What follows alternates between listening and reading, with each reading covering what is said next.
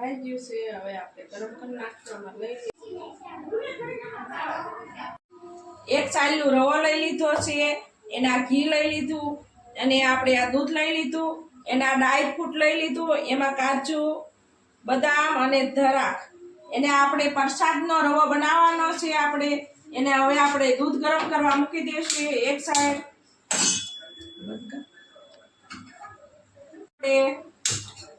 ઘી ગરમ કરવા મૂકી દઈશું તેલ ગરમ થઈ ગયું એટલે રવો નાખી દીધો અને હવે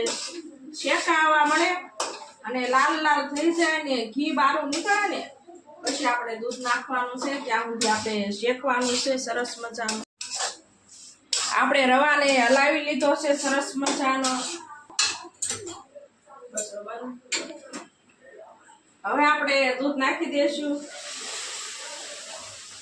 આપણે ધીમે ધીમે હલાવતા નાખશું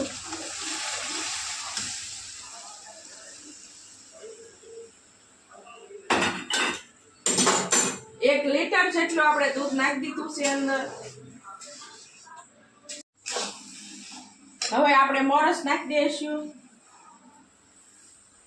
હવે મોરસને સરસ મજાની હલાવી લઈશું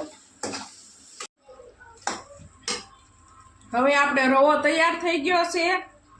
હવે આપણે ડ્રાય ફ્રૂટ નાખી દઈશું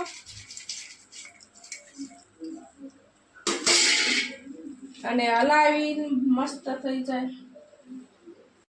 હવે આપણે જો સરસ મજાના બટકા પાડી દીધા છે અને આ એક ડીશમાં બાકી છે તો પાડી દેવી અને બહુ મસ્ત રવાનો પ્રસાદ બન્યો છે એને આપણે આ શેરો કેવી છે અને હવે આપણે આ કાનાને મૂકી દઈશું હવે આપણે ખાવા માટે લઈ લેવી સરસ મજાનો બન્યો છે બહુ એકદમ કથામાં હોય ને એવો પ્રસાદ બન્યો છે બહુ મસ્ત બન્યો છે